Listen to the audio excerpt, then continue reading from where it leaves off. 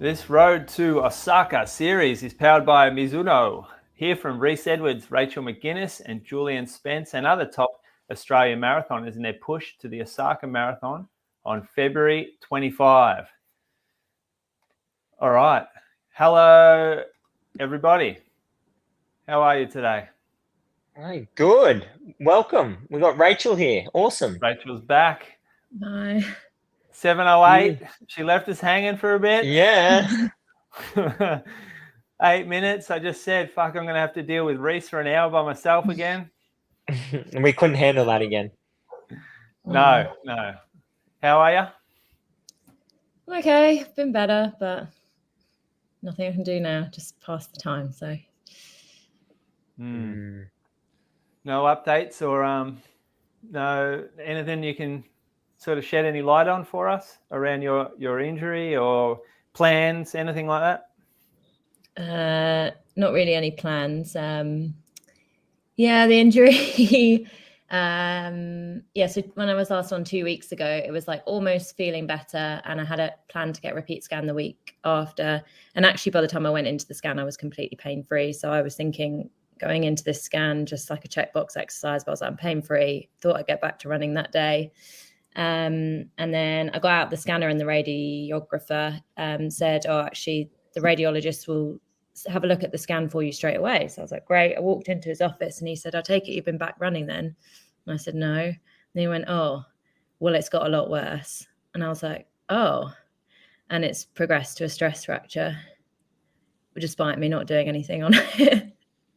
So yeah, it was bizarre. And by the time I went to that scan, that morning I was in the gym, doing stamp ups with weights, completely pain-free. So it's weird, but there's a lag between clinical signs and then the signs on an MRI. So whether the pain when I decided to stop running, when I was just like, this isn't right, maybe that was indicating it at the time. So yeah. What are your symptoms like right now? Are you pain-free? I have no pain at all. And frustratingly, the management of this, my sports doctor said I have to go on crutches. So I feel like a right tit wandering about on crutches without any pain. I keep worrying that I'm going to walk into a cafe and someone's going to give up their seat for me. And then I'm going to go up and order my coffee and forget to use the crutches, and I think I'm some sort of con artist or something. How long are you on crutches for? And is it non-weight bearing, touch weight bear? Well, that's the difficult thing. That I kind of asked that, because I said, look, I have no pain at all. I walked, straight into the scanner. So my sports doctor said do crutches for a couple of weeks, but obviously you would usually guide the amount of weight bearing that you do based on the clinical symptoms. But because I've had to go onto the crutches already pain-free, it's kind of just a bit of a guessing game. So it's now been just over a week that I've been on them. So yeah, I'll probably just carry them on for probably another week if I can. And to be honest, I'm touch weight bearing. So I'm just putting my foot down when because it's just too much of a hassle otherwise. And as previously discussed with the chin up challenge, I don't have the best upper body strength. So. Well, we've given you a few extra weeks to get there. Yeah, I thought that would be using that for chin ups, not crutches. So. Yeah. So if the scan is lagging, if it's a lag, does that mean that you can potentially run earlier, even though the scan shows a problem? Yeah, that's the difficulty, is because now that there's this cortical breach on the MRI, it has to be treated as such. And I suspect that what happens in my case now, because this is now my second stressy after the one last year, that was my first ever one. And with the sacral one, it was, although that showed up obviously straight away, I kept getting rescans and it kept saying, no, the fracture line's still there, even though I was pain-free for months, probably 3.5, 4 months before I was even allowed to do anything. And I very much suspect that that might be the case here. I might get a repeat scan in 4 to 6 weeks and the fracture line might still be there. But then by that point, I'll have been pain-free for, 7, 8 weeks by that point. I might just be the sort of person that gets the clinical signs earlier and then the MRI signs just continue to show for a bit longer. I don't know, as Reece has said with his stressy before, he just never rescanned. And maybe if my doctor just never opted for me to rescan things. Maybe I would progress back and maybe I'd hit complications, or maybe it would be okay. I don't know. But it's a non-displaced fracture, right? Like, what sort of complications if you were to come back? And early, what complications are there? Yeah, so it's a fracture of the posterior medial tibial border. So that's the inside, like back of the shin bone. So that's the lower risk type of tibial fracture. But if you fracture the anterior cortex, so the front of your shin bone, then that's much higher risk. It's very high risk for non-union and often can need surgical intervention. So I guess the main risk is like, does this progress to like if the fracture line continues and progresses towards the anterior cortex, and that's risky.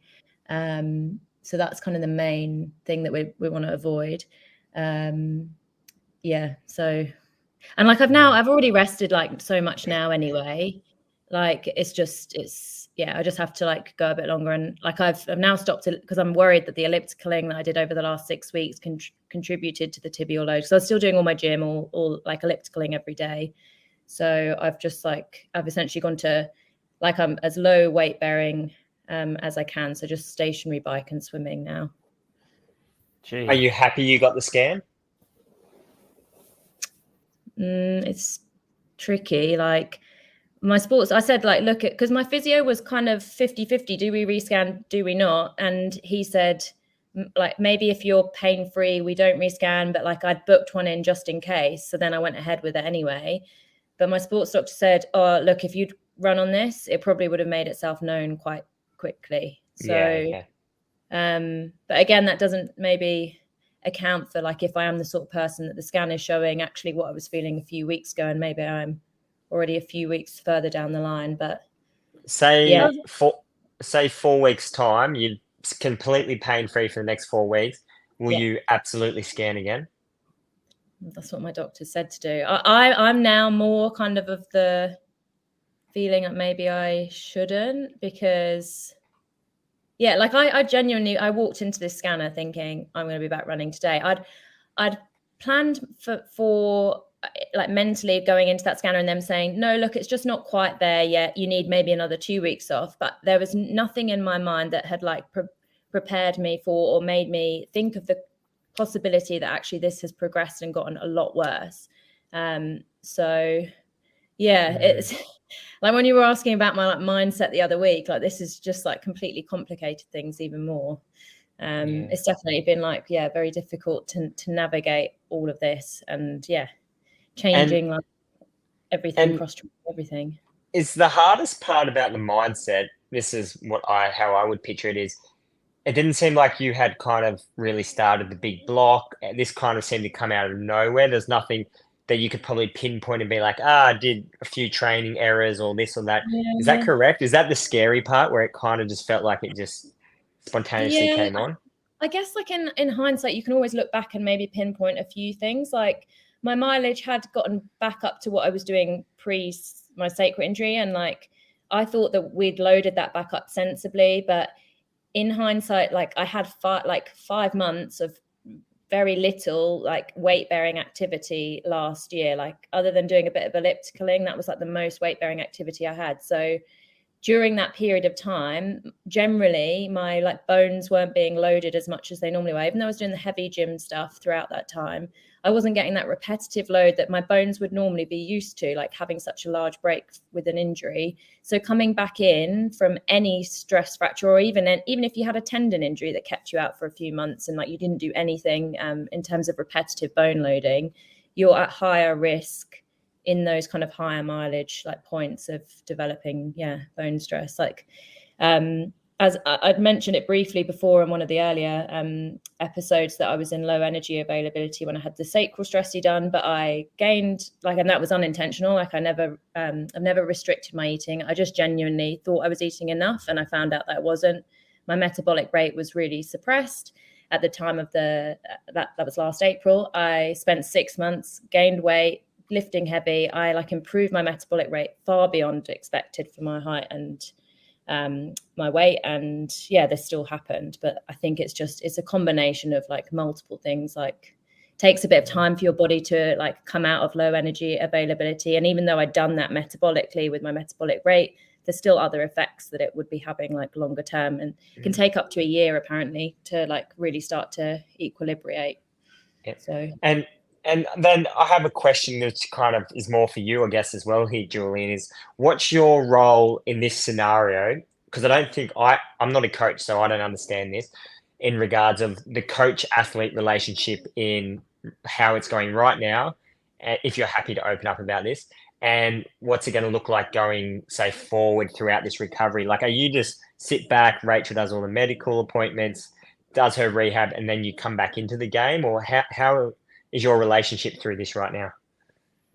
Yeah, I'm not a practitioner. I mean, Rachel does sports doctor work in a professional environment already. She has a physio and a sports doc around her. She has seen dietitians before in the past. She has a medical team around her, and this is at the moment like a medical issue. Like this isn't a coaching issue. If I was to come in here and say, "Oh, no, you don't feel any pain. We don't operate like that. We like our training group runs when we don't feel pain," then I think that's pretty dangerous territory to provide unprofessional opinion. And so I understand like Rachel's going through a pretty tough time with this, but I can't, like, it's a frustrating place as a coach because you can't really provide much guidance on it. Maybe just try to provide like examples of people that have come through it in the past, like injuries, and just show that there could be a light at the end.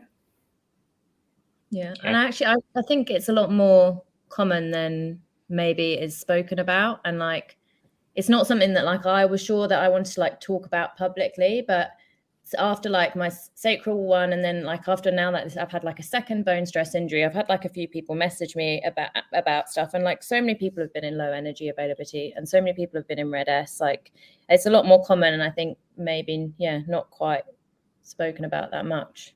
But do you know what's uncommon is talking about it, and I think there are two sort of types of red S, I guess. There's those that do it. There's those that unknowingly kind of do it through just not realizing, and those that do restrict their eating.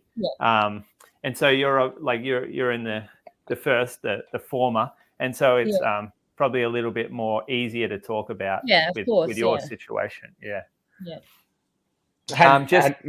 Moose, have you ever had to refer someone to a dietitian or a psychologist or anything like that, any of your athletes? Or have you spoken to them anything about that when you've pick up there may be signs of reds?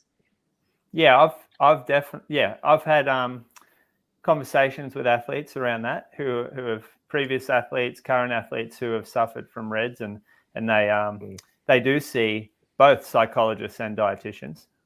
Yeah, legend, good job. Well, that was their path. That wasn't my directive. Like they made the calls to do that themselves. So it was existing before we started the coaching relationship. So it is very difficult. It's really difficult as a coach, like to navigate that. And I think even especially from a distance, not really knowing, not really being around as much. So sort of correspondence coaching probably can't have as much influence on things. And then when you're starting to prescribe marathon type workouts where energy availability, like actual energy availability for the day, fueling for the event, fueling for training, recovering from training when the volume's higher, when the sessions are harder, it is quite tough, because I'm sort of torn between writing training that is going to be a little bit safer for that athlete versus knowing that they're probably not going to fuel like they should be because of the things they're going through. But at the same time, they're so ambitious with their running that they also are looking at their sessions going, why am I getting this training and I'm not getting the training that everyone else is getting? It's a tough thing to do because you'll break them if you give them too much. But most of the time they're so ambitious with their goals that they want as much as they can, and they often will do too much because of it. And that's one of the like symptoms, I guess, is sort of like for that particular athlete. Yeah, they want to do more all the time. Mm. Yeah. Is there any early signs, Rachel, to this, to say Reds, this sort of thing, that say there's guaranteed to be someone listening right now that's early on or thinks about it? Yeah, I mean, the main one for females is amenorrhea. So stopping your periods is like, a way, like an indicator that you might be going into low energy availability. I think that something that, even because this isn't something that I was taught at med school, this is something I've learned since being an athlete and working now more in the kind of sports field with the soccer team. You don't have to be underweight to have RED-S. Like, my weight has always been completely normal. I've never been underweight. And I remember when I first saw a dietitian a while ago, and he said, look, you maybe not quite fueling enough. And I actually did increase my fueling at the time. And I at the time I was like, but if I was in this RED-S where you're in a state of low energy availability, why wouldn't I be like significantly underweight? But it's because your body is trying to maintain the your weight in order to do your sporting activities and your other activities. And in order to reduce the need for energy elsewhere, it switches off your period, so your hormonal cycle, or even the same cycle for men with testosterone, and it also downregulates your bone remodeling, so it reduces your bone density as a consequence. And there's lots of other symptoms, but the main one for women is amenorrhea, so stopping your period. So and also if you're a female athlete and you're on a contraception such as like the combined pill, and you're having a bleed when you take your break from the pill, that is not considered a true period. And that could be masking that actually you may not have a period if you weren't on that contraception. So that's like, it's a tricky one, because a lot of young women obviously are wanting contraception, but the only true way to determine if you're going to have a period is to come off all contraception and see if you have a true menstrual bleed. Mm. And it's kind of similar, just very quickly, say from a male point of view as well. Yeah, I know this from my own personal experience as well, but leading to, say, stress fractures and that type of thing. It's a similar sort of thing where your sexual arousal will drop. So say for a guy, and I know I'm a bit of a jokester, but this is dead serious, is say that morning kind of erection of your penis, so that hard on, if you regularly get that and then you go through a long period in your marathon build up where you're not having that, that is actually one of your signs that you may be developing kind of that, going down that line as well. Yeah, loss of libido is like one of the signs as well.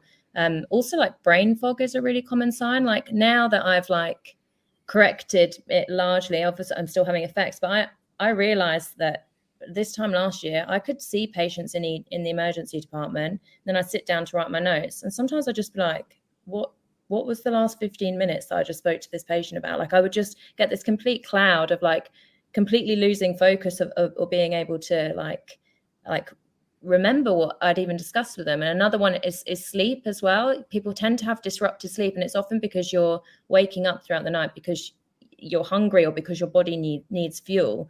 So getting poor sleep as well. So, and it's these things all create a vicious cycle as well that all impacts everything. So I think for anyone that's listening that thinks they might be in low energy availability, definitely either see your GP or see a dietitian. And like a really simple way to check is to just get your metabolic rate tested. Your doctor can write you a referral to get one done. It's a non-invasive test. You sit, you wear a mask. It measures your expired carbon dioxide, and that's an indirect measure of how many calories your metabolic rate is.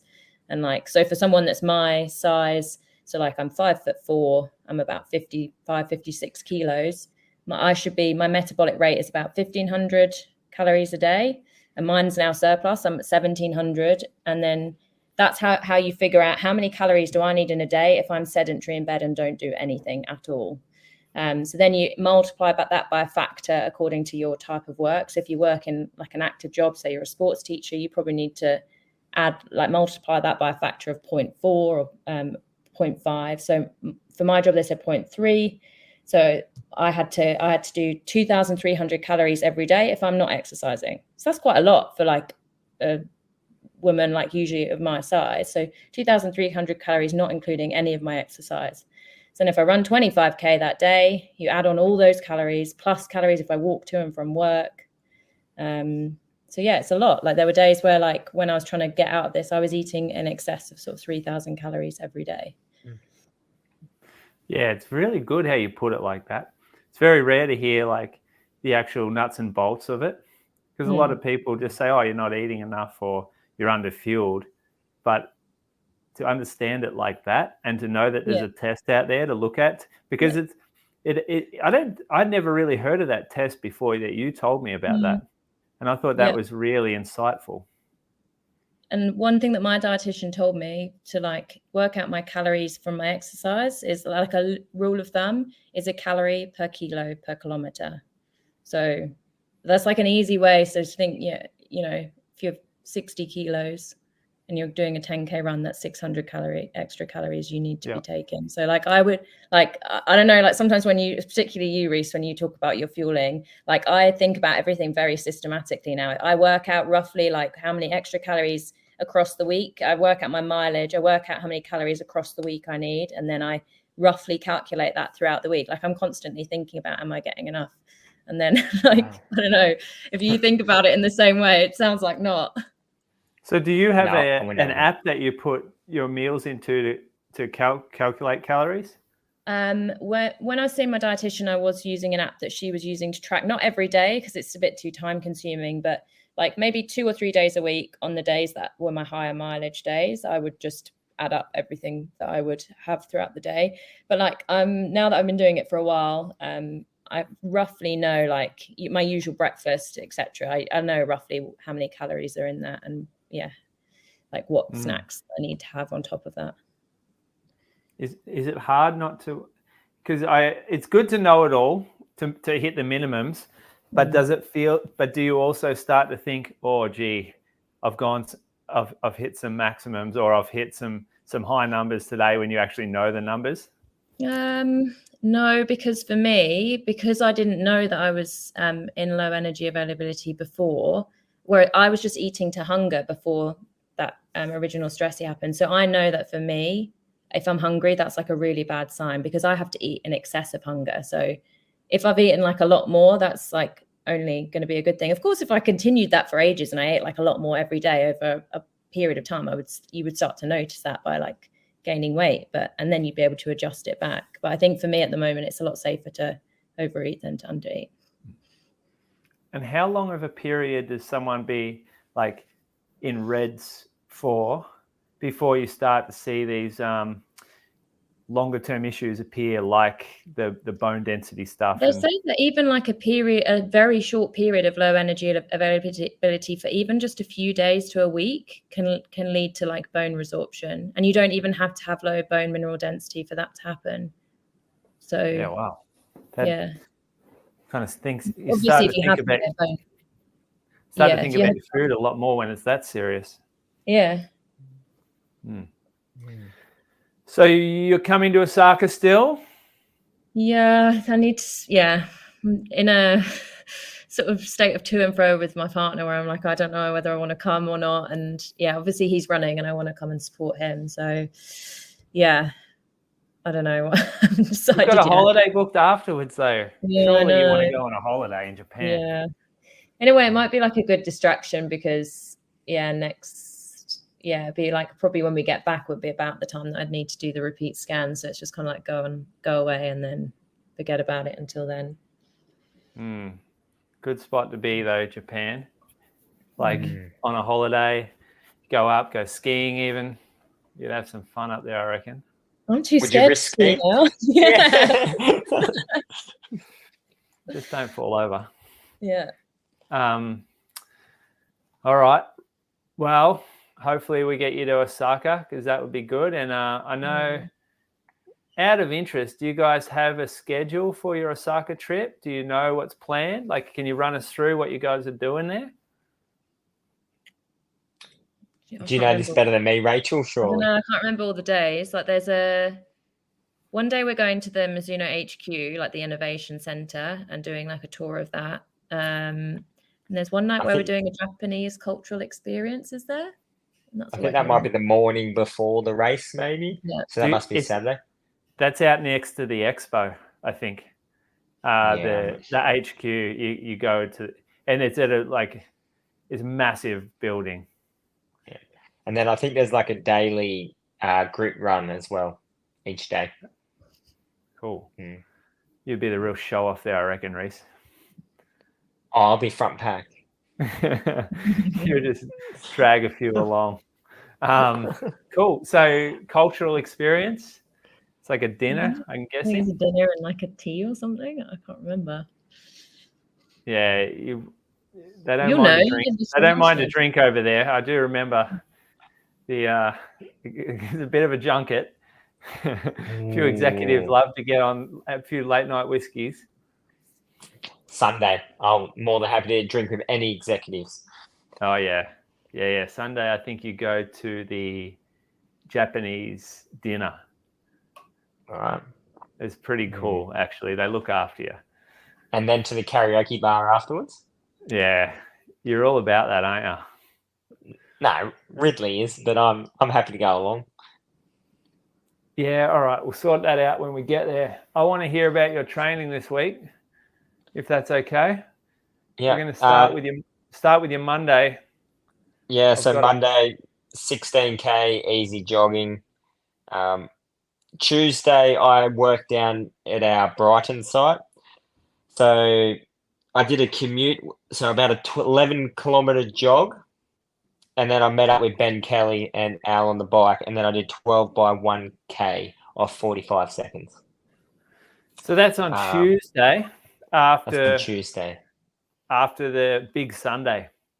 That's correct. Ben works out in Gippsland for half the week, so he was heading out there on Wednesday morning, so he couldn't work out any other time later in the week. So we just decided we wanted to have someone to do it with. We chose Tuesday because he was still in Melbourne. So that's how Tuesday came about.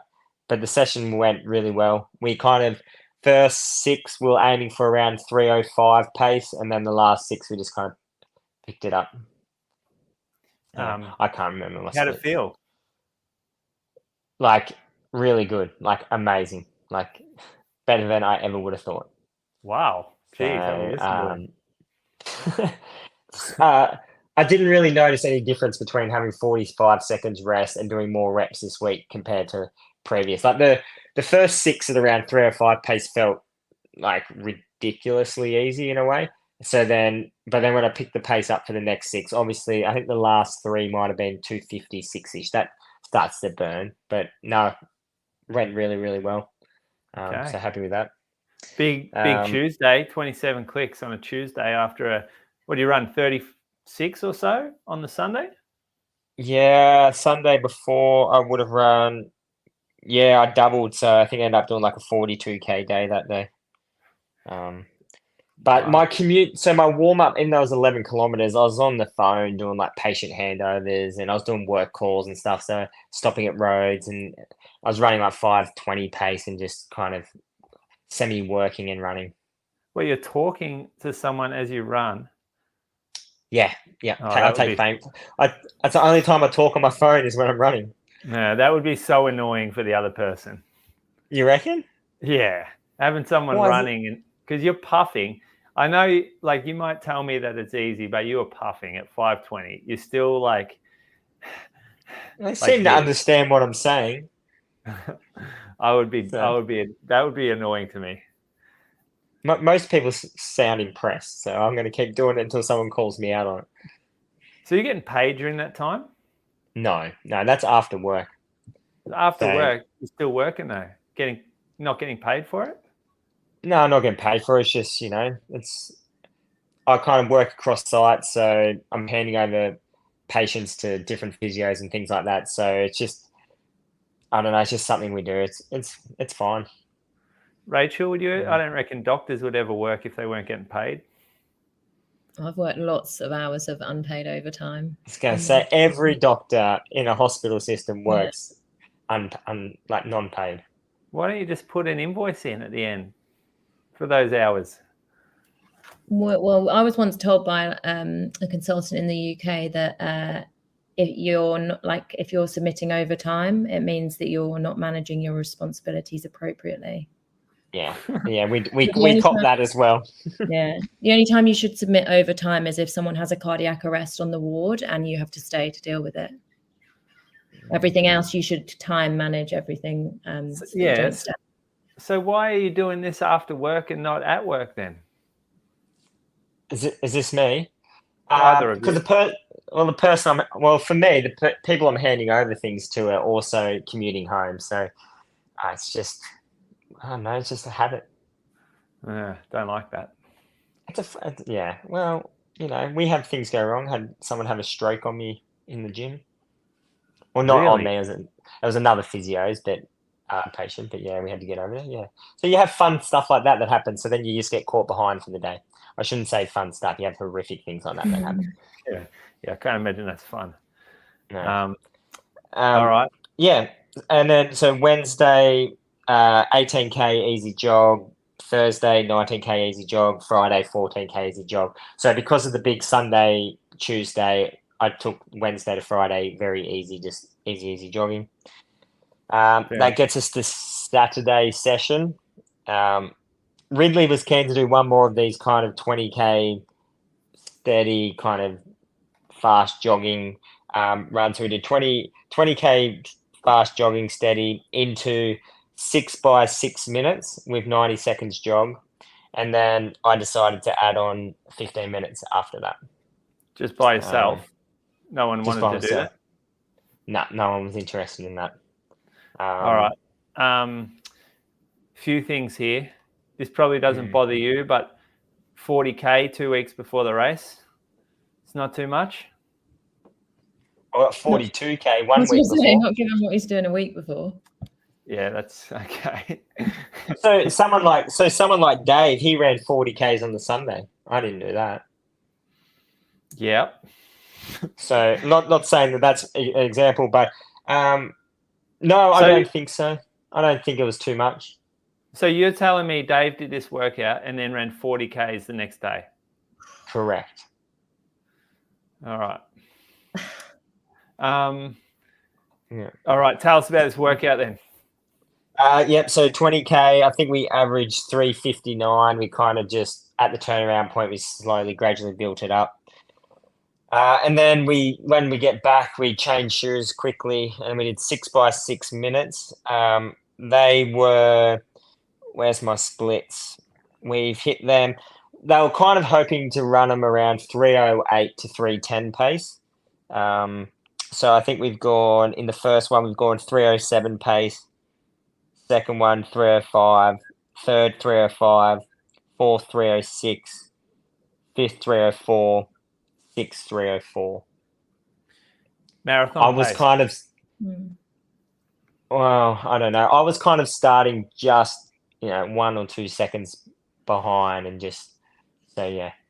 I didn't tell the other boys that. 1 or 2 seconds behind them? I just a few meters behind. I wasn't letting them know that was happening. I don't understand. Each rep, I was just like at the back of the pack and I just kind of would be like, just because they were aiming for 3:08, 3:10. So I was like, if I just start a tiny smidge behind, then that would just give me 1-2 seconds to extra on them. Right, okay, I gotcha. So you would finish in front of them? Kind of up with them. Up, yeah. I wasn't dropping them. I ran. They ended up running all those six minutes with me, but I just ran behind them. The easy way to say is I didn't want to drink, like Dave had a specific speed he wanted to run them, and I didn't want the speed to get carried away for them. So we kind of I held back by starting behind and running onto them. All right. I gotcha. Okay. So, and then you did 15 minutes and they didn't. Yeah, this was I was talking to Al beforehand and originally I wanted 20 minutes. This was for my own headspace because I wanted to know what 2:10 marathon pace felt like. And if something happened in the early stages, if I was to go with 2:10 pace, how much of my race am I sabotaging? So the idea was going to be 20 minutes at 3:04 to 3:05 pace. And we just kind of got a little bit carried away in the first 2K and it was like 2:59, 3.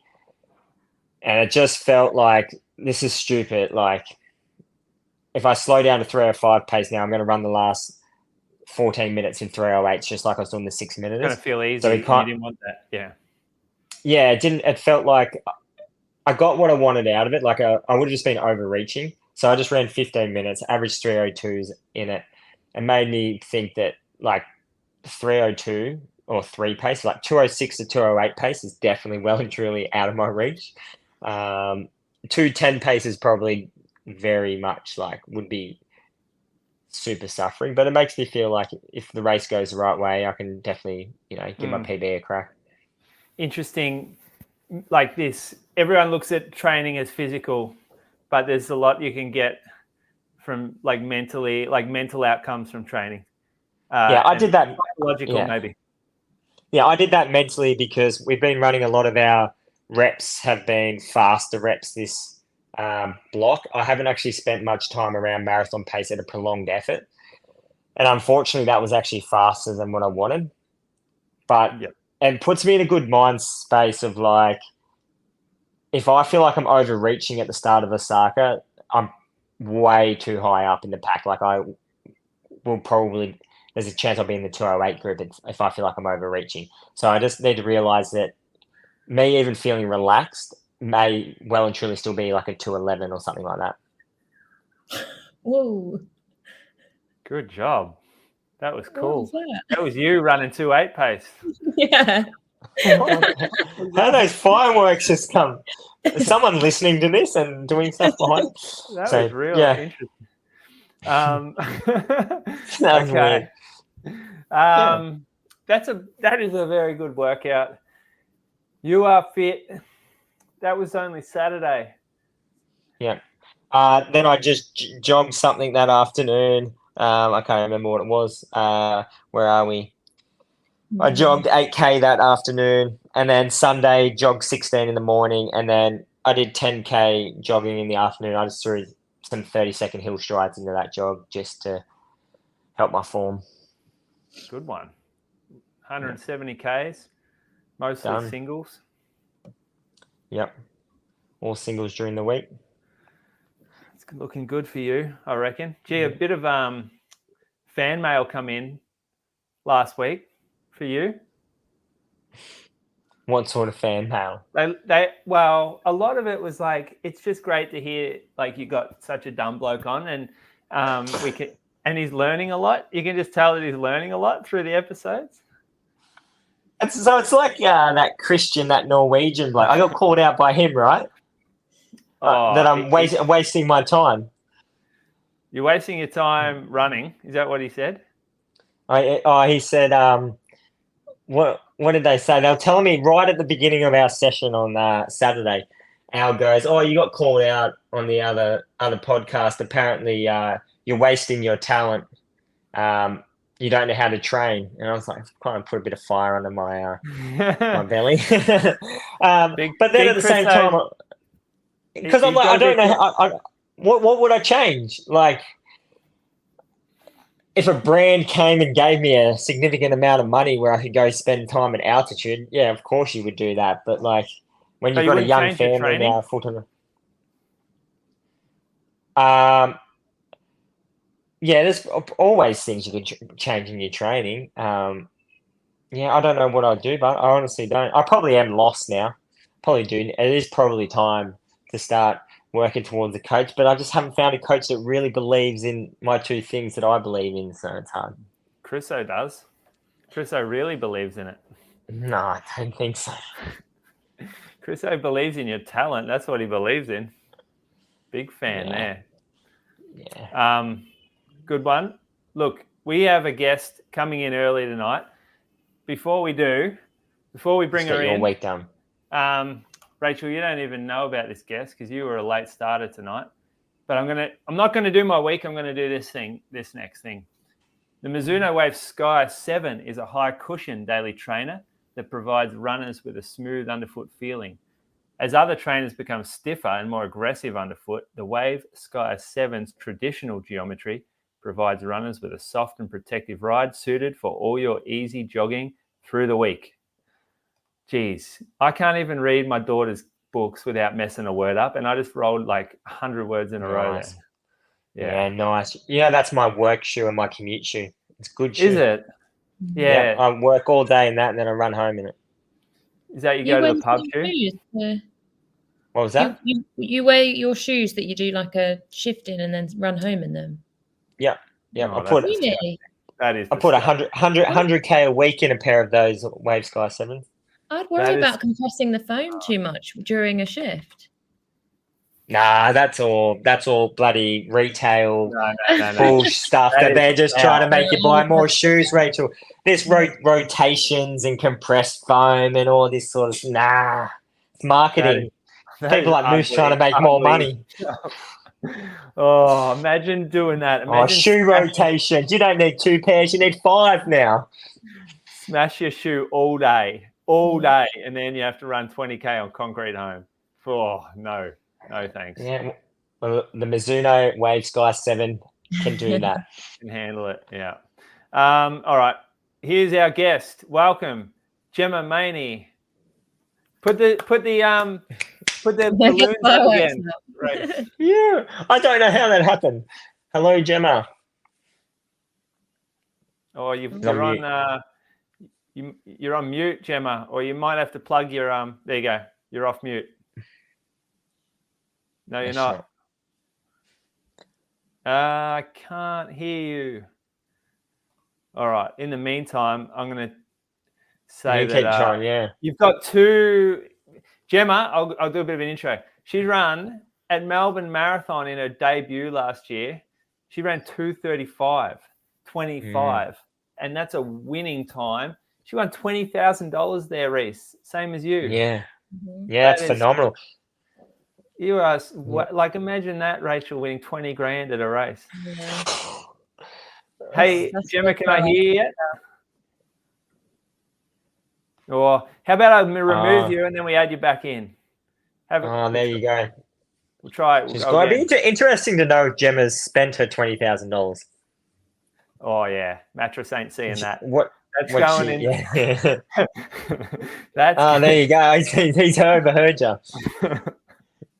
That is in the top drawer. That's top drawer, you reckon? Dig a few holes in the backyard, put it in some jars, and keep it hidden. Keep it away from the tax office. They're down in Summers, Gemma, and down on the beach too. So maybe it kicked in for that deposit. Let me kick you out. I'm going to add you back in. Kick her out properly, and then I'll tell her to click it again. Sorry. And are you the surf coach, elite coach? Are you, mate? This is the thing you're going by this week. I am at the moment. Yeah. Elite coach. Who? Yeah. What's the word elite mean to you? Oh, elite's a tough one. I'm going to say. I don't like the word elite. Elite. What do you call? Wait, do you like sub elite? I don't like. No, not really. I don't like elite. Makes you think of like the mafia or something like that. The mafia? I don't know. You know those elite people that just think they're untouchable and they can do what they want? That's what I think of when I think of elite. And elite headliner at Port Fairy, the elite headliner. Oh, I heard about this. I actually heard about this. There were some tips come up. Today, and apparently Reece Zach has put you up to this. Pace themselves down there. Pacing is very important. Gemma, you here? Come save me, Gemma. I can't hear you, Gemma. It's not no microphone. Yeah. Maybe we go off your phone because I'm not sure what's going on. She's going to come back. She's going to come back another time. All right. Are you going to be down at Port Fairy, Moose? Yeah, I'll be down there Friday night. So nice. we'll be getting down there late, I reckon. Got the dog, got the baby, so everyone's coming down. Got Jimmy on tow. Jimmy's going to be staying with us. We'll have a tent there on Saturday. Big pickup apparently Saturday. Arvo kicks off down there because pretty much everyone's got to come to Point Fairy and stay the night because the race is early and it's so far away. So it's a bit of Great Ocean Road Marathon vibes with everyone in town. And then, you're running the marathon. So you're going to go that hard, are you? Or are you going to get it easy, or what's the go? One of the local fellas has been messaging me about he wants to break 220. So 220? He wants to Port he wants Fairy to break, Marathon. He wants to break 220 at Port Fairy Marathon. So I reckon that will be a phenomenal run to break 220 at Port Fairy Marathon. But we'll see what happens. So you're going to pace him? Hold up, 220 at Port Fairy. Who is this? Is it Jason Day? He is local. So let me just put this: 220 at Port Fairy is going to be like running 2:17 at Melbourne Marathon. It's going to be like running 2:15, 2:14 at Berlin. That's what I'm going to put out, some comparisons like that. That's interesting. That's good to know. And I'm not the one calling the shots. I'm all for a 2:30, 2:25, but I'm willing to help. I'm willing to help a local person if that's what we need to do. Gemma, you here? I am. Is it working off my phone? We got it. Hey, she's on. Amazing. What sort of old school computer setup you got down there? Oh, it's my school laptop, so they've probably banned me from using something I shouldn't be using. Oh, education department. You know who's paying for that computer?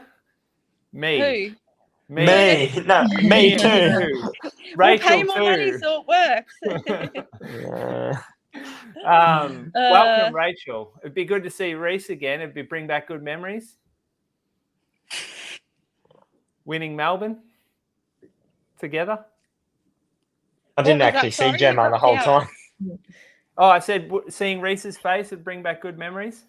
Oh, it does. It feels like forever ago, though. It does. Have you spent all your winnings? Mentally, I've spent it, but no, I actually haven't spent it yet. What about you? Oh yeah, my youngster is just getting everything. So a pram, a cot, all that fun stuff. Yeah, we're saving nappies. It's all going to nappies. Renovation, so. Oh yeah. It's not going to go very far once we spend it.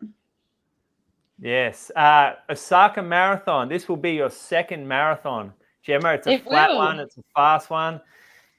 Hopefully, probably won't win it, but I must be excited to be going fast.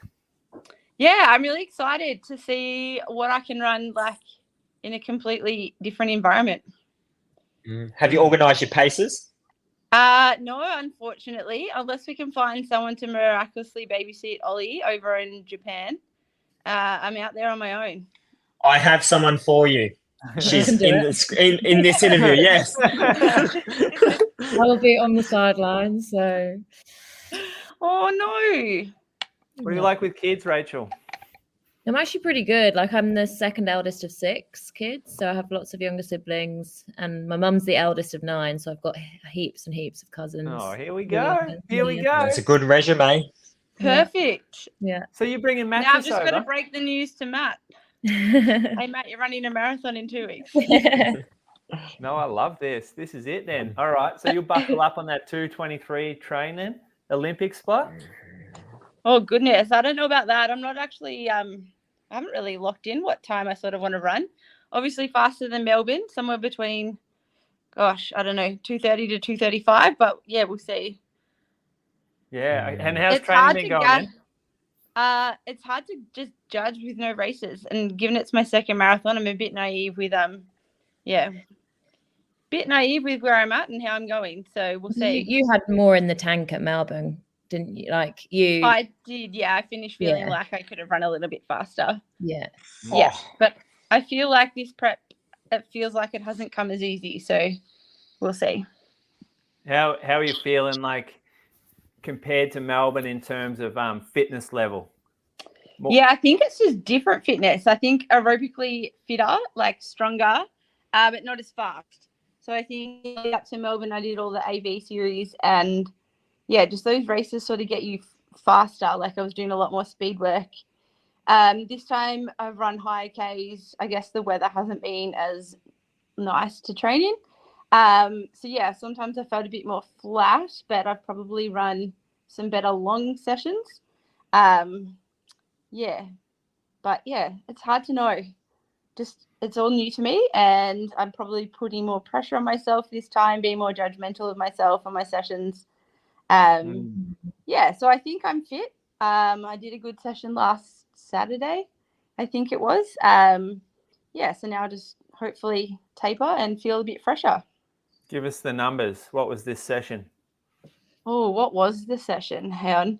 What did Matt have me do? It was like 3 by 7K off 1K float and then a 3K push at the end. Whoa, big time. Nice. It was a big sesh. So, yeah, 30K. Yeah, and sort of ran around what I want to run for the marathon. And the 3K push, I wouldn't say it was faster, but at least I sort of held on. All right. What did you average for the entire 30? Hold up. Sorry, Reece. I'm jumping in. What I ran for Melbourne Marathon. So, you said at the start you didn't have a pace goal, but then you said I ran the paces that I want to run for the marathon. So I don't know what that equates to time-wise in the marathon. Oh, that is bullshit. Everyone does that math in their head. I don't. I just do what I'm told. What were the paces, Moose? Have you got the session? No, she's locked me out of her Strava. I can't get in. What were the paces, Gemma? I think. What did you average? So the whole. No, just for the reps. So with 2K floats. So with even with the floats, I averaged 341s for the session. What about the ons, but?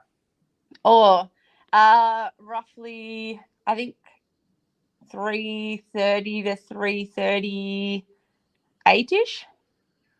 Okay, Depending so on whether we're looking at sub 230s. What are you thinking then? That's what she's thinking. No, that hasn't even crossed my mind, to be honest. Oh, I think it has. As you and low Tara as Palm. You and possible. Tara. Yes. But no, that was the sort of a confidence booster I needed after a couple of rough weeks prior to that. Now I did enjoying some taper time. I heard about this incident, perhaps mattress maybe undercooking some chicken at home. Yeah.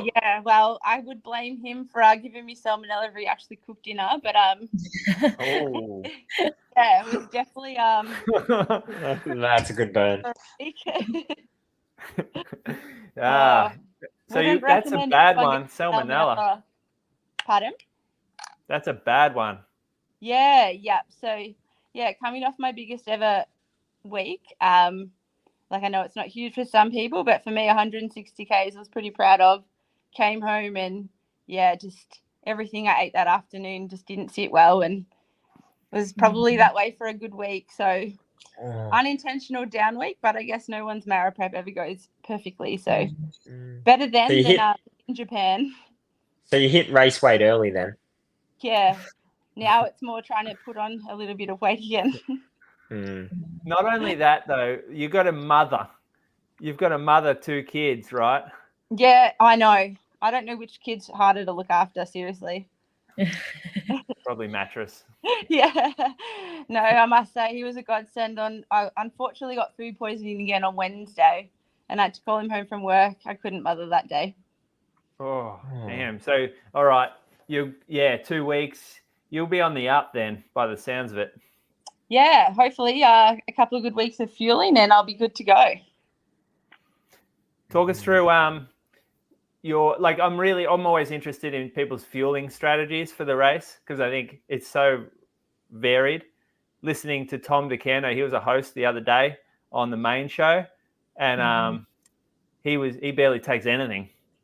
And then some people like Brady aims he takes masses on. So I'm interested in yours. We've been trying to aim for the more, and then if later on in the race I'm struggling to take fuel on, at least I've front loaded. So I've been practicing and it's been working okay so far. Taking a precision gel on every 25-ish minutes. So I know I've been probably practicing here on some of the warmer days with some drink mix as well, Morton drink mix, but yeah, I'll have that out on the course in Osaka, but it's probably more I'm just going to focus on having the gels every 25-ish minutes. And given it'll be freezing cold over there, hopefully, I won't need too much liquid. So given 25 minutes is not going to line up with a drink table, is it for you? So will you just take the gel and then grab water at the aid stations, or how's that going to work? I haven't actually looked that far ahead logistically, but I'll definitely have a couple of gels on me just in case, like, I miss a drink or, I want to avoid the mayhem of a drink table. So a bit of both. I'll have some on me and I'll have some out on the course. And then, I think we'll do the math a bit closer too and figure out which drink tables I might use and which ones I'll just carry on me. Yeah. And even if I tie or stick a couple of gels on one drink bottle, we'll make it work. I just haven't figured that out yet. Yeah, the accommodation setup, you're taking everyone? Yeah, yep. I don't know if I'm more nervous about the race or taking Ollie for his first overseas trip. Yeah. You going through Cairns and then across, or is it straight to Tokyo, or how are you doing it? Yeah, straight to Tokyo, and we'll stay there for 2 nights and then train it to Osaka, and then we're actually doing a couple of weeks afterwards. Oh, right. Wow. So, yeah. I've got an entry to Tokyo if she then I've got plan B. So we'll see what happens there.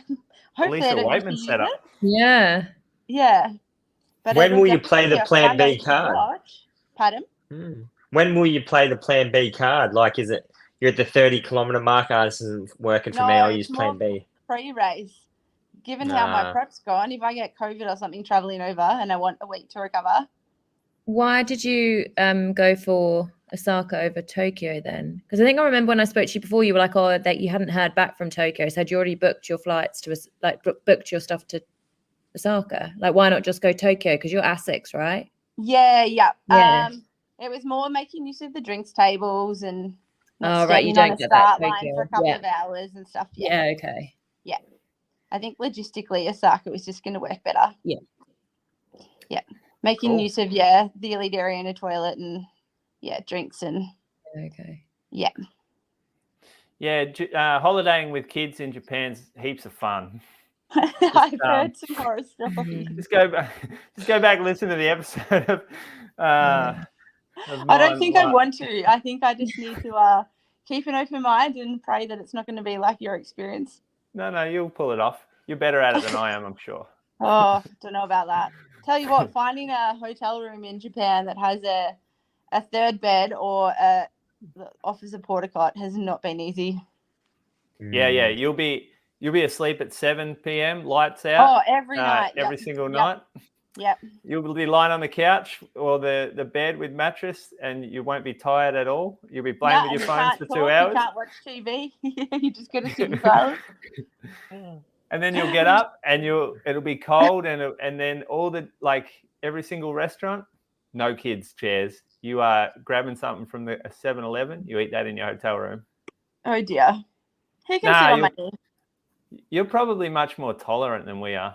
We weren't very tolerant. As soon as she started crying. On the flight, the 10-hour flight over, I don't think I'm going to be very tolerant. You're so brave. Kudos to you. We'll see. Venturing. It's either going to go well or really bad. Gemma, thank you for your time here tonight. Now we're on a bit of a schedule. We appreciate you jumping on and changing methods of chat to your phone. Oh, no worries. Got to have a chat to the education department. Yeah, well, you know that 20 grand you got in your top drawer? Yeah. A new laptop might be in the cards. Yeah. How about your teachers start buying their own equipment? I second that. Security reasons. They won't let us. All right. Thanks, Gem, and no worries. All the best with that 2:30 attempt. Yeah, and I'll see you all later. Yeah. Thanks. Catch up. Cheers, John. See. Yeah. All right. Gee, there's some people going over, aren't there? Oh, I swear every second person in Australia is running Osaka. You know how many people are going to be on those flights over? You're definitely sitting next to a runner. Guaranteed, yeah. You guys are going Friday, right? Oh, is she? There you go. Yeah. All right. Well, perhaps I should do my week then. Yeah, roll through it, mate. Yeah, sorry, I'm just pulling it up. I've been deep diving into yours. Right. You've just put the pressure on Gemma. Now she's all she's going to think about is that sub 2:30. As if she's not thinking about that. That's the only thing you start thinking about when you run 2:35, isn't it, Rachel? Yeah. I mean, yeah, I wouldn't necessarily think that my next one is going to be a sub 2:30, but that's my ultimate goal is to go sub 2:30. So how she doesn't know the splits for that. Oh, what are the splits? Yeah. It's just under, is it about 3:32 per K? Yeah, 3:32, 3:33, I think. It's she'd know it. She'd be doing workouts to it for sure. I had Monday super easy, 30 minutes for me. I just went out. We got these marsh flies down here, the sides of little sparrows, and they're bad right now. You know what a marsh fly is, you two? Absolutely. Rachel, you don't know? No, they're like blowflies, but they're about 10 times the size, and they got big prong at the end that needles you, and it hurts. Oh, they bite you. Okay. Yeah, and there's so many of them, and they're so big that they actually, instead of like when you're sitting there, they're annoying, but when you're running, they actually just swarm around you and stay with you the whole way. Mm-hmm. And my dog, they hang out, they can follow him and pester him the whole way. So it's really shit. And you've got to avoid certain areas of the bush because I don't know why they like it in certain areas, but marsh flies. Because there's other dead animals or something. Yeah, there is out there for sure. I ran in the Arvo. I ran along the Great Ocean Road for a bit. Terrible call, but I'm just getting so bored with this loop that I'm doing for my doubles that I decided to make a bad decision. Run down the hill. You can sort of see where I run on my map, straight down from my normal loop. You can hit the Great Ocean Road. So I decided to do that, and then a few hundred meters on the Great Ocean Road, back up again. Tuesday, rolled just a bit of a hillier run. Got going a little bit, I think. Let me just check that. What I run? 4:28s. Didn't really roll that much, actually. Not at all. That wasn't fast. I ran it in a super shoe, though, which was... I ran it in the SC Elite V4, which is the New Balance one. I use it more like a jogger, though. I think I did a few too many dirt roads on this run because my ankles were really sore afterwards, and they're just not stable enough to handle that. Mm-hmm. I actually did a work. That night I come home, did 15 minutes with the dog, then jumped on the treadie for 3K.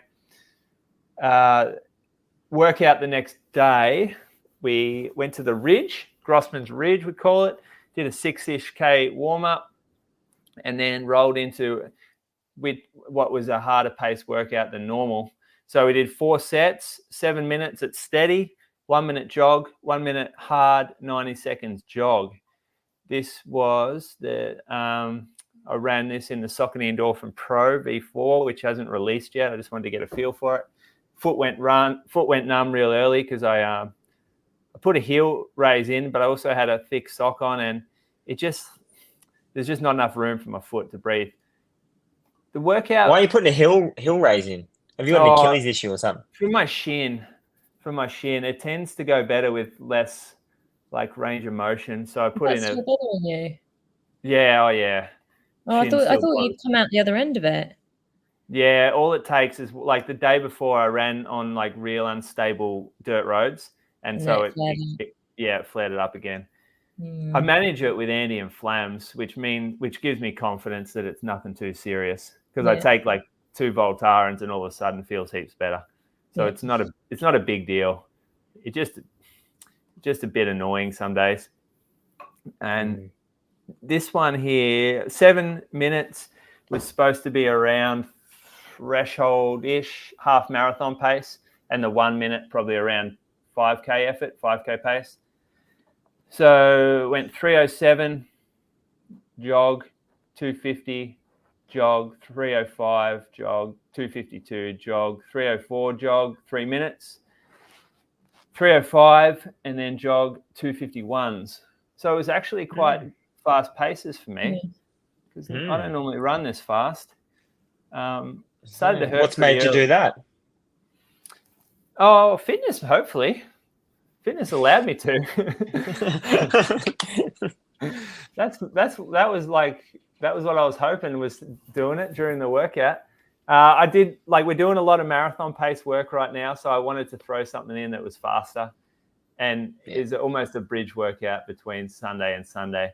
And I still think that even 2.5 weeks out, doing a threshold workout like this can still have benefit to the day. Like, some people shut it down too early, I reckon, with their tapers, and they start to sort of think that everything they do has no benefit to the race. And it's just the wrong mindset to have. It's too long. 3 weeks, 2 to 3 weeks of thinking that every single run is a potential risk to you is a terrible way to go into a race. And I see it too often. People cotton wool themselves, stop training properly. Every little tiny little niggle or bloody feel they get is a full blown injury, and I reckon they get to the race with more anxiety and more stress. It's not good. Yeah. So that's why I still chuck some hard sessions in late, even though it's like only 12K of volume. It was well needed. I originally wrote this workout to have 3 sets, and then I added 1 more set in just because I didn't think it was enough. I doubled that Arvo, and then jogged the next day. Just 2 jogs there, actually. Ran in Geelong, knocked off work a bit early, got out for half an hour from work because they're a bit quiet, got down to the waterfront, and then a bit faster on Friday morning, just run some hills. Saturday morning, run with a mate, Crammers. We did some hills as well. Still putting some hills in this time. And then ran Saturday night, doubled, ran down to the playground where Pia and Bree were, and ran with a mate, an old footy mate who I accidentally ran past. He was pretty pissed off. He saw me because he was fucked. But I forced him to run with me for a bit. And as we're getting close to the playground, he puts his shirt on. And I said, "What are you doing? You're scared of the mums of what they'll think?" And he goes, "Oh, no, I just forgot my beating them off stick. So I got to put my shirt on." Classic joke. That is good. But I'm going to use that. I'll use that one day. And then we got to Sunday morning. So Sunday morning was the tempo run. We did jog 6K to warm up. And then we did 14K at marathon pace. Or I say marathon pace. Hold up a second. We'll find out if it's marathon pace after the marathon. But my goal for this was not to be silly, and I wanted to practice sort of really locking into a pace. And that pace, I didn't really know. This loop has a bit of GPS sort of friendliness about it. So I started off. I'll just read out this and notice the tight cluster here, Reece. And Rachel, you can comment too, but Reece normally the one to make comment on my run. 3, 16, 16, 15, 17, 17, 15, 16, 15, 15, 15, 15, 15, 14, 11. Now, is that not a thing of beauty? Well, actually, let's dive into this. You've even commented on your Strava, practicing even pacing. Yes. Now, two weeks ago, you went wild about progressions, and you should always progression. Have you turned to the even pacing life? Have you? Well, notice the last K. That's 1K. Well, that was a progression, wasn't it? And so this is my issue with progressions. What's your issue? Is that when it mentally gets easy, there's 1K left, 2K left. Anyone can bomb the last 1 or 2K. It's when it's, you just passed halfway. That's my issue with progressions. Well, the purpose of this wasn't to progress. So not every run has to be progression. I know, but you've said practicing even pacing. What are you practicing your even pacing for? Just for fun? Well, the first 30K, hopefully. So you're going to even pace the first 30 and then progress. Yeah, that's the goal. Would you not think that's the goal for most people? No, when someone says even pacing, I'm thinking like, the first half and the second half are within plus or minus 30 seconds. All right. So I've been thinking about this as well. How often do you get to 30 let's say 32K, right? How often do you get to 32K and start thinking, geez, I don't want to push too hard right now? Like, oh, I'm pushing too hard, I need to back off. I've never run a marathon where I got to 32 and said, I'm working too hard, just slow down a bit. For me, my watch goes out the window at 32. I don't care what it says because I can see the finish. I know that I'm 32 minutes away from home. I know what 32 minutes of hard-ass running feels like. I don't have to pace myself anymore. I'm working for home. There's no pace. Does it not annoy you, even when you said 2 weeks ago how you got it wrong a few times? Does it not annoy you? You hit 30, 32, then I'm going to throw down now. Does it not annoy you and go, oh, what if I had thrown down at 28? But throwing down is not so much pace, it's effort. It's unleashing, like you're basically giving yourself more of a license to push harder. That's, to me, throwing down is like slowly taking the filter off. Or are you a pussy that can only push for 35 minutes instead of an hour? Pushing, there's like a physical limitation to pushing for 2 hours, 20 minutes. You know, if you can't run a threshold for 2 hours, 20 minutes, Reece. I know any mother that's given birth will probably say they've pushed hard for 2 hours and 20 minutes, mate, which would be at threshold pace. Look, I'm not going to get into trouble here, but there's a lot of pharmaceuticals used in birthing.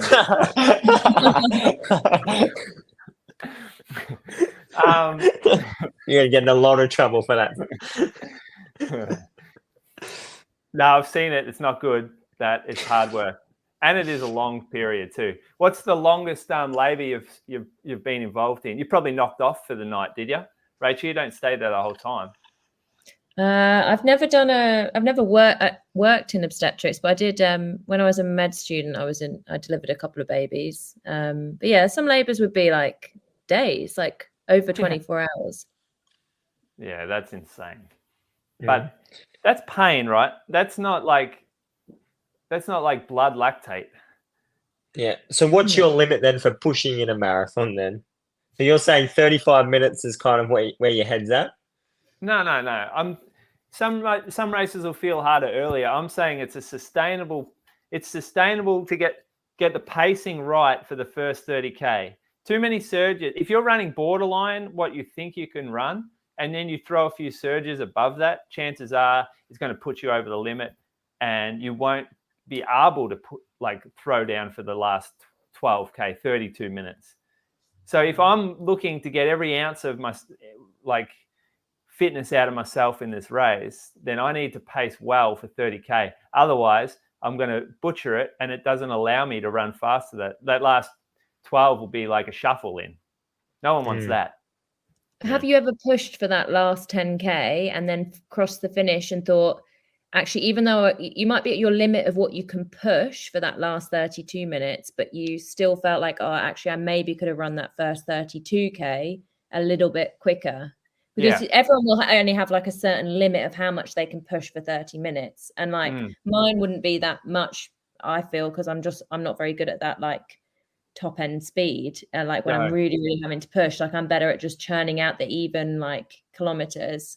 So is there any situation where you've finished and you've thought, actually, no, I probably could have wound it up a bit more throughout that 32K and gone a bit quicker? Yeah, there's been 2 races where I felt like that. 2 big negative splits. 90-second negative split type things. But at the time, I was running big PBs when I did it. Yeah. So I was very content at the end. Yeah. And so I think if I was doing that and not running PBs, then I wouldn't be content. But I was running times that at that time I crossed the line. Both of those races, I'm like, I can quit. I'm happy with the time I've run now. I'm content. This is a place where I've never got to before in my whole running career, and I'm doing things that I'm not supposed to do, basically. I got no business running 2:18 and 2:16. So for me, this race is great. But I know what you're saying, and yes, I could have run faster those days if I pushed earlier. But how are you judge, where are you getting your first 30K pace from? Is it by, are you going in before the race going, this is the pace no matter what in that first 30? Is it by feel or is it by heart rate? Be a little bit of feel and a little bit of pace. So I'm basing it off previous marathon blocks that I've done and the end result of them. And also, like, because I do a lot of the same sort of training, I've got a pretty good idea about what I can do in those workouts and how that equates to a marathon time. But also feel like I do know some of the workouts that I've been doing have been a bit too hard compared to other workouts in the past. So somewhere in the middle. So you say first 5K, you go out at a certain pace.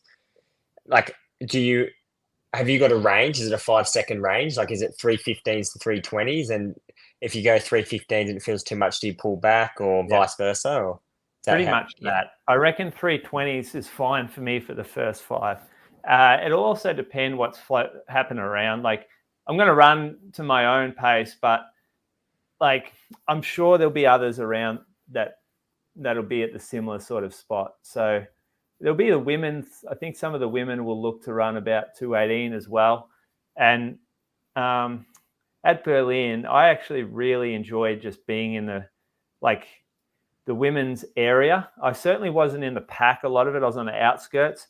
But they have like a lot of, like, all the agents are on the bikes. There's a lot of energy around it, and it really takes your mind off the first 30. Like you kind of, it's kind of fun. It's exciting, and that's probably why I didn't run fast enough, because I didn't leave the pack early enough. Like what you were mentioning, Rachel. It took me a while to actually leave the women's pack, because you have to make a pretty significant move to get away from a pack of like 30 people. And to do it early, a bit risky. But yeah, somewhere around there. So that was good pacing. I was happy. I felt like during the workout, I tried my mindset was make this a pace you could run for 20K, so that when you stop at 14, you're not cooked. And that's how I felt. So week was, how many Ks did I run that week actually? Let's have a look. 130 something. 136. It's more than the week before. It's good. So end of taper now. All right. Well, beautiful. Where are we at? I want to chuck some questions out. We're going to do questions. Don't have any new ones, so I'm going to come back and have a look at these others. Give you one. I have a question. Oh yeah, what, for Rachel? No, for you. Right. I'll think of another one for Rachel. If Brady goes out in 68 at halfway, will you be with him? Potentially. I don't know. Like, it depends. He could run the first 10K in 30 minutes and then the second in 32. Like, he could cook it. He could be already on his way back by then. All right. Question for Rachel. How do you fix heel striking? Oh. That's from the list of questions that we had.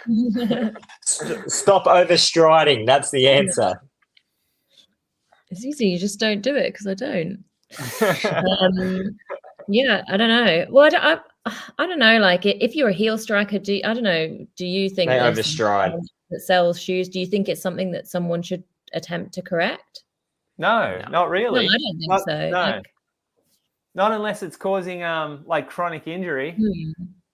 Yeah, I don't think so. I think people love to fixate on stuff, don't they? Yeah. Yeah. Absolutely. There's no one causation to an injury, so. No. Yep. All right. So, question for Reece. Came up today, actually. It got sent through to me before. Someone downloaded an app. I think it's called, and they said, I want to run 220 marathon. And how many times a week do you think the app prescribed them to run 220 marathon? I reckon, knowing the app's probably a joke. So, let's say 3 days a week, doing 40 Ks a week or something, or 4 days a week. Mondays walk jog, Of course it is. Tuesday for a rest 220. After you walk, jog, you go for a rest day. Wow.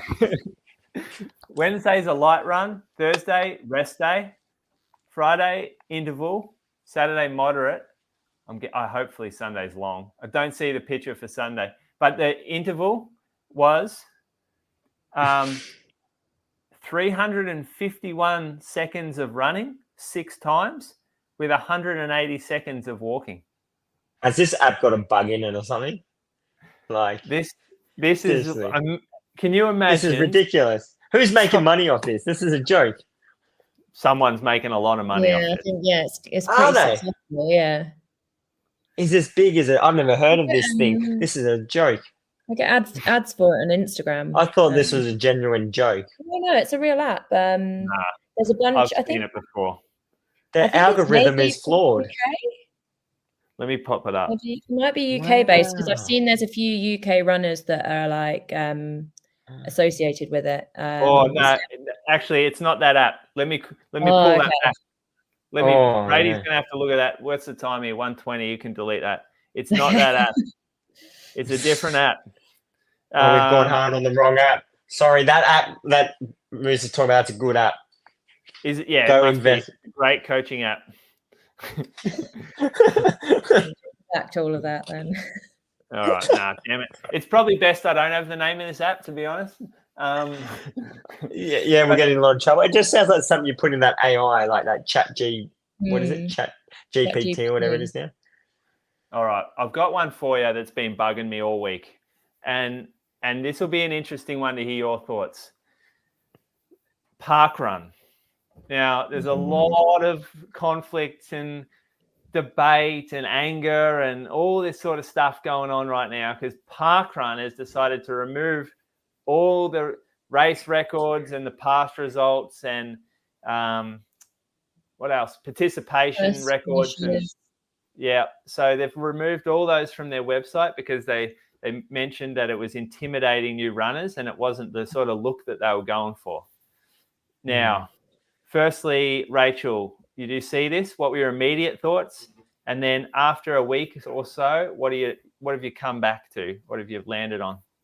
I have seen this, and parkrun is how I got into running. I've done like 140 something parkruns. I've done a lot of them, and obviously because it started in the UK as well. But like when I first started parkrun, I think my first one was around 24 minutes. Like I wasn't, anything good. But for me, it has been like a little bit of an incentive, like chipping away at my time, and also like looking at like occasionally, like when I go away, if I want to do a parkrun, I'll look at a course record and see if it's a low hanging fruit and think, should I go out for that? So like for me, I thought it was maybe a bit much to like remove that because it was expected to be a barrier to participation, because I think for some people that is maybe an active way that they do try to participate in it. And I understand that's the narrow end of like the runners, because if you're in sort of the capability of trying to break a record, you usually have to be a bit of a speedier runner.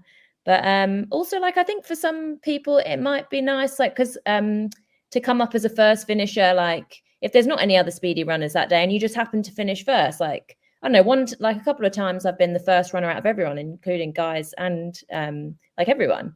And like for me, I was like, that was cool to like win one, like not win one because it's not a race, to be the first person to cross the line. But I don't know, it is difficult because people say, this barrier to participation, people that want to like come and walk, jog it, or push their pram or whatever they want to do. But in my opinion, now being one of the speedier runners that has done it, whenever I've like done well at a park run and run quickly, I've never once had like anyone coming up to me and saying anything like against that. If anything, like there's people that come up and say, like how great that you beat all of those guys there, or like things like that. It's only ever positive things. And now a week later, I don't know if you guys saw this, but somebody has gone and registered, like obviously re-registered their name in a new account, and they've gone and like absolutely sprinted one of the park runs. I can't remember which one it was, and they've registered their name as restore results pages. So like their first name's restore, like last name results pages, as a little.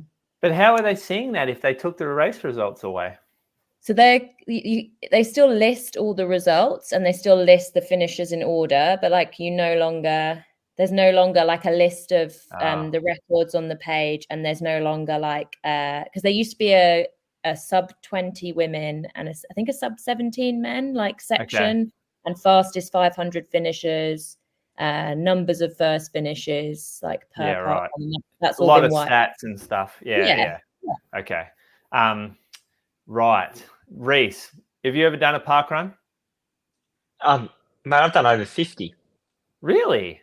Oh, yeah, I've done a lot of park runs. I remember you did the park run up at New South Wales. I remember this now. And you got touched up. Exactly. I was literally doing the park run during this block. And park run is the same as Rachel. Park run's how I got into running. I was doing park runs in Canberra and getting absolutely smoked. I was thinking my first park run.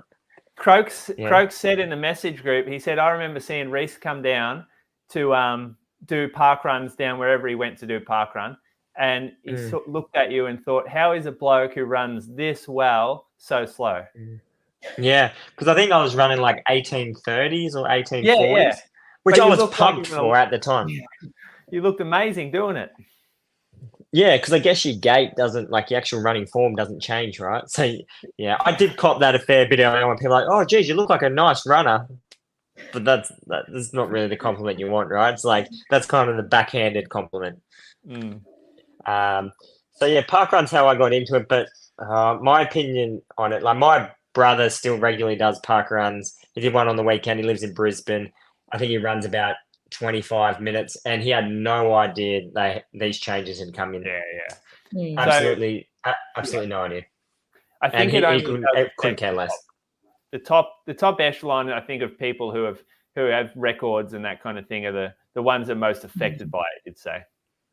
Yeah, and realistically, like you still know deep down what time you've run at that. Like I know what time I've run at certain park runs. The only thing, exactly what Rachel said, the only thing that I will miss about it is, say you're holidaying somewhere and you've got 2 or 3 park runs within a small radius of one another. You can kind of use course records as a determiner on which course you may prefer to do depending on your session. So if you really want a faster threshold type thing, you're like, oh, I might pick this one. That's the part I will miss. But honestly, if you're smoke up a bit of if you're worried about your records disappearing from the parkrun page, like you should probably have a hard look at yourself in the mirror. Yeah, I can't believe the amount of carry on over it, to be honest. Like there's people starting petitions to get the parkrun record. Oh yeah. There was a bloke hitting up Zaka and his running group at the Yarra Flats on Sunday morning, asking them to sign his petition to get parkrun race records put back on their website. Wow. Like parkrun is not a race, as Rachel rightly put it. Parkrun was never a race. Parkrun gets people into running by providing like a group environment to go and do 5K. There are races nearly every weekend anywhere that you want to race, if you wanted a race. I agree that they didn't need to change anything. I don't think this was turning anybody off. I don't think that anybody would go down there and think, gee, anyone sitting on Friday night going onto the parkrun website thinking, oh, the records are up. Geez, I'm so far off that record. That's scary to me. I'm not going to go down there. I don't think that would be happening. And then if you go down there, you can still run parkrun. Like you can still go and do a 5K hard effort if you want, or you can turn it into a race if 5 of you go down and go, let's go and have a race today. Absolutely. It just doesn't, who cares if the things aren't on the fucking website anymore? I just don't care. Like if you go, you'll have it on your Strava, won't you? Yeah, it's probably somewhere. I'm sure people have put a segment on Strava. It probably tells you anyway. Maybe I've just seen like absolute, like some of the craziest stuff going on Facebook, like Facebook groups. These people are getting really upset about it, and I just couldn't work it out myself. I'm like, this is good for athletic clubs. Parkrun being a beginner entry to running is brilliant. And if it started to become more of a free race every week where people really cared, then it's going to hurt the athletic clubs who are putting on the actual running races, because people just won't go and pay money for them. Yeah, I agree. Yeah, I reckon it's a bit of overkill from people. Like, honestly, seriously, Yeah. Like, you don't need your name on that page. Let me smash this out. The Inside Running podcast Road to Osaka series is powered by Mizuno, committed to making marathoners faster for now and the future. How do you like how I say Mizuno? You freaking love doing that. What is it? Why are you saying like? Is this your attempt of like a Japanese twang or something? You'll understand when you get there. You'll understand. You do when you say Osaka as well. Osaka. Yeah. Oh, you do too. You are going to love it over there. You're going to be like, oh, they sound like moose. They talk like moose. Yeah, we're going to love it. They say it like they're so proud of it, like Mizuno. And I'm like, this is how you talk about it. It's like a family over there. That you guys are going to be part of the fam. You're going to be you're going to love. Rachel, you working in Ballarat this week? No, I'm actually I'm going up. My partner's actually working there this week, so I'm going up on Wednesday for Valentine's. So we're doing it together. Cool. That's cute. Yeah. You believe in Valentine's Day? Big follower? He's the romantic one. I'm like not romantic at all. Like, I couldn't care less about writing someone a soppy card, but he really likes cards. He writes you a few soppy ones? Yeah, and he expects them in return. One on hand you can read out? No, I don't know. So yeah. You know what, Rachel? If I had a choice of being anywhere in the world for Valentine's Day, I reckon Ballarat would be number one. That place just feels like love in that town, doesn't it? Yeah. Like, you just walk down every street, and you think people here, they must just love everything. Like Paris. It's literally like Paris. Ballarat is like Australia's version of Paris. Which restaurant you going to? I don't know. He's booked somewhere. So. Oh, okay. Do you know they had Pizza Hut? It was the last one that was like... all you can eat. All you can eat. Ballarat was the last one. Does it still go now? I don't know. I think it shut down. That could have been on for you. Yeah. Yeah. You know what that is? Pizza Hut? That's a UK thing? Yeah. We have Pizza. I don't know if they still have it. Yeah, it's not... The only one that does all you can eat these days is Japanese joints. Oh, and the old Chinese buffet where you need 6 liters of water afterwards. Yeah, that it can be nasty. What do you got on, Reece? Valentine's Day. That's Wednesday, if you've forgotten. I have forgotten, actually. I'm a shocker at that thing. So right from early on in our relationship with my wife, I was useless at all that. So I have a free pass now. She doesn't expect anything. You know, so expectations started low. You make up this thing that you're real strong against, like the commercial side of it, and then that's exactly what I said. I was like, Valentine's Day is just a marketing scheme from retail. That just after the post-Christmas rush and the New Year's rush and all that, they can't do any sales, so they just want to push something. I'm sure, Moose, you've got a bloody Valentine's Day sale. Valentine's thing in store, actually. Yeah, you can sell all your red clothing. Just a Women's Day in store. Yeah, that's better, but you don't need to do on Valentine's Day. Why is Valentine's Day all about the woman, by the way?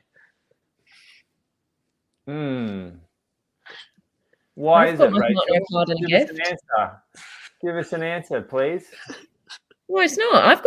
As I said, my partner's the soppy one, so I've had to buy him gifts. But he's doing it for you, isn't he? You're the recipient. Yeah, I'm not the one. I'm not the one that's bothered about it. I think he gets more gratification out of getting me a gift for him. Whereas if he didn't get me an anniversary or a Valentine's card, it wouldn't really bother me. But yeah, you're not married. No. So you can't get an anniversary card. No, believe me, my partner is that soppy that yes. Oh, really? Can. Yeah, he would do a card every month if he could. Oh.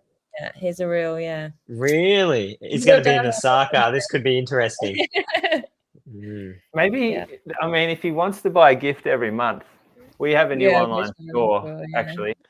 Not after the last thing you sold him, so. Little fanny pack. Yeah. Well, you're selling fanny packs. Yeah, you'd have one, trail runner. I think they're handy, yeah. Yeah. Put your snacks in it. Put your burger rings in there. Well, we don't do Valentine's at our house ever. Our love is every day is just as strong. You can't have extra love on one day. Yeah. No. Yeah, I agree with that. You seem like a romantic. You both look tired. I'm definitely tired. We've got to cut that thing out at an hour 20, I think it was. Remember that? Maybe I missed it at the start, but did we talk about Kiptum? Oh, yeah. No, we didn't. It's going to leave the main show for the Kip. Oh, okay. You can just cut that. I didn't know if I'd missed at the start. Yeah, some interesting stuff coming out of that. Interesting stuff. In what way? Well, I'm not going to get in trouble. I'm going to hope the main show handles that. I'll leave it to them, but it's just interesting. Yeah, I'll send them. I'll DM you with the details. Oh, because that's horrific. Terrible. Like, this is selfish, but I'm like, this bloke could have done anything, and now we don't get to see it. Yeah, we don't get to see what could have been the greatest runner of all time. Yeah. It's like Pre. Yeah, it's like Pre. It's like Sammy Wanjiru as well. Like he was changing the world of marathoning. He did change the world of marathoning. People didn't used to run like he did, and now they all do. So he kind of had an influence. Whereas similar with Kiptum, Kiptum's the same. He would have changed things. He would have shown this new generation what's possible. Yeah, anyway, a man of the progression, wasn't he? Yeah. I'll see you all 1 week. Reece, Port Fairy. Good luck. Big race coming up, 220. Love that. Yep. Apparently, yeah. All right, I'll end that for you. See you down there. Right, catch you.